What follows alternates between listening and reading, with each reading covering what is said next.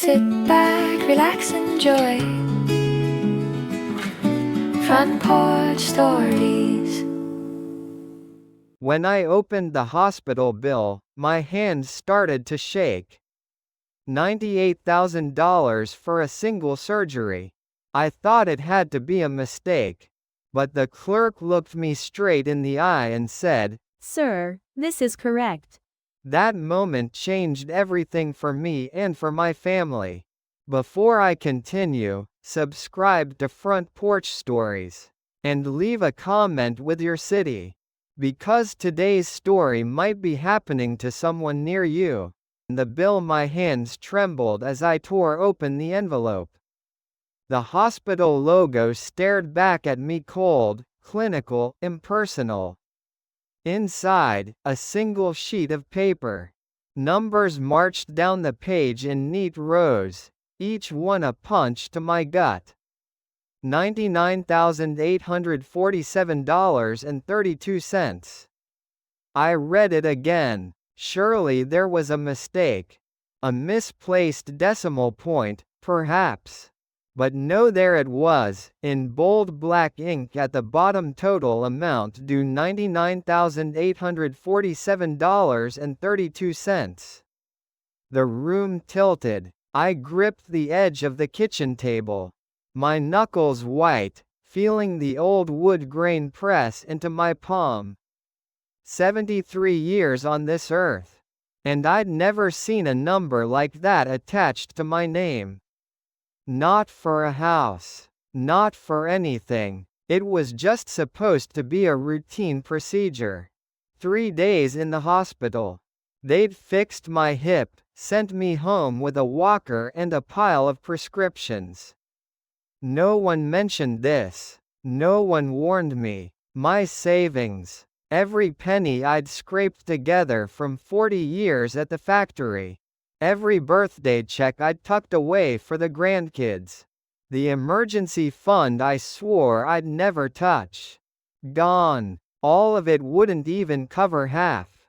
I called the billing office, my voice shaking as badly as my hands. "There must be some mistake," I said. "This can't be right." A pause. Computer keys clicking. Then a woman's voice, flat and tired. "No, sir. I'm looking at your account now.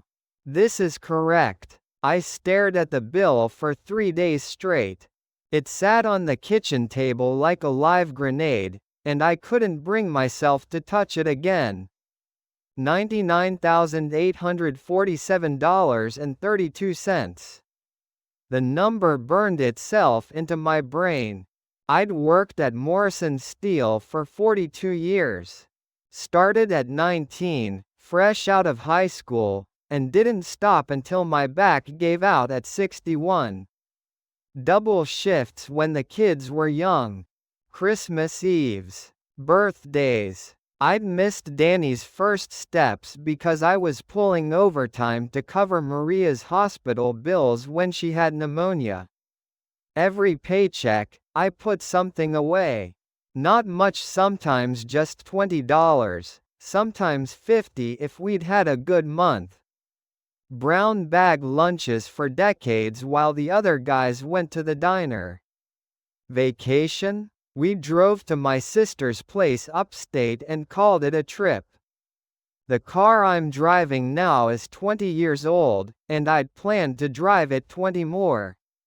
My house, the one I'd finally paid off 3 years ago after 30 years of mortgage payments, was supposed to be my security. My legacy for the kids. Now I'd have to take out a reverse mortgage just to stay afloat. Or sell it outright. Funny thing is, I could have bought a house for what they're charging me. A nice one, too. Hell, in some parts of the country, I could have bought 2 houses and had money left over for a new car. The system was supposed to protect people like me. Medicare, Social Security, I'd paid into them my whole life. I'd done everything right. Worked hard, saved money, didn't complain. And for what? So some hospital could drain everything I had in 3 days? The first call came on a Tuesday morning. This is Allied Recovery Services calling about an outstanding debt of $99,847.32. I hung up. They called back an hour later. Then again at dinner time. By Friday, I was getting 4 calls a day. My neighbor, Sophie, found me sitting on the porch on Sunday afternoon, staring at nothing. She's 32, works in accounting, always brings me leftovers when she cooks too much. "Mr. Chen, you okay? You look terrible." I told her everything, showed her the bill, watched her eyes go wide. "Jesus," she whispered. Then, "Have you seen an itemized bill?" "A what?" "An itemized bill. A breakdown of every single charge." She pulled out her phone. "My mom went through this last year. You have the right to request one. Let me call them." It took 4 days and 6 phone calls, but finally, a thick envelope arrived. 43 pages of line items in tiny print. Sophie came over that evening with her laptop and reading glasses. We sat at the kitchen table and went through it, line by line. "Okay, here's your room charge." "Jesus, $4,200 a night?" She kept scrolling. "What's this?" "Sterile saline solution, 100 milliliters minus $87. "That's salt water, Mr. Chen." "Salt water, $87? Wait, it gets better. Acetaminophen tablet minus $30. That's Tylenol. You can buy a bottle of 100 at the drugstore for $8. My jaw dropped. $30? For one pill? Sophie's face was turning red. Disposable medical gown minus $124. Gloves, pair minus $18. "Oh, here's a good one, skin-to-skin contact after delivery minus $40. I'm a 73-year-old man. I didn't deliver anything." She looked up. "Exactly. This is charge code 608.24. It's for mothers holding their newborns after birth. You're on the wrong patient's bill." We kept digging. Duplicate charges everywhere. I'd been billed for 3 MRIs, I only had 1. 2 EKGs on the same day, 20 minutes apart. Physical therapy sessions while I was still unconscious from surgery. "This is fraud," Sophie said flatly. "Half this stuff never happened." By midnight, we'd flagged $47,000 in errors. My $99,847 bill had just been cut in half. Sophie didn't stop at finding the errors. She called the hospital's patient advocate office, sent certified letters, and even got her lawyer friend to write a formal dispute. I'd never had someone fight for me like that.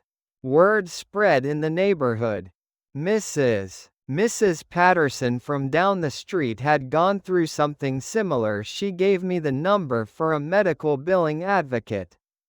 Tom, who runs the corner store, started a GoFundMe, just in case. I cried when I saw neighbors I barely knew donating $10, $20. Even the kids from the high school chipped in. The hospital finally agreed to review the case. 3 weeks later, they called. "Mr. Chen, we've completed our audit. We're adjusting your bill to $18,450, and we can offer you a payment plan of $200 a month, no interest." I had to sit down. From nearly $100,000 to something I could actually manage. It wasn't perfect, it was still money I didn't have, but it was survivable.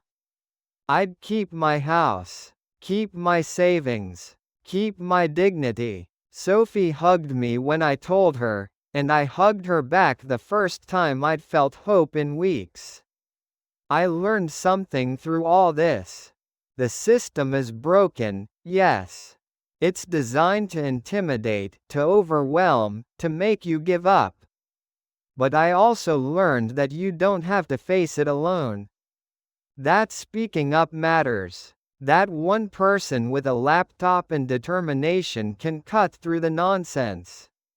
I'm still here, still in my home, still standing. And if you're reading this, maybe you're facing your own impossible bill. Maybe you're scared, like I was. Don't give up. Ask for that itemized bill. Find your Sophie. Fight back. Have you ever faced a bill that shocked you? Share your story. You're not alone.